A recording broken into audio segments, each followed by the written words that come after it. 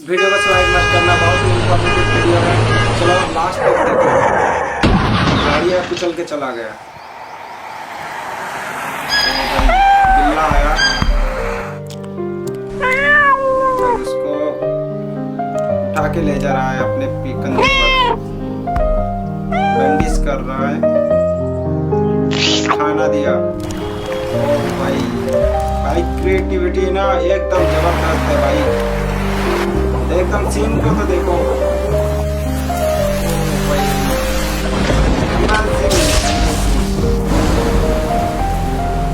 भाई। बिल्ला फंस गया, अब क्या करेगा?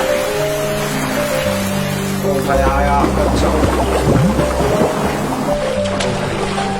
अब बिल्ले को बचाया कच्छप के माँ ने।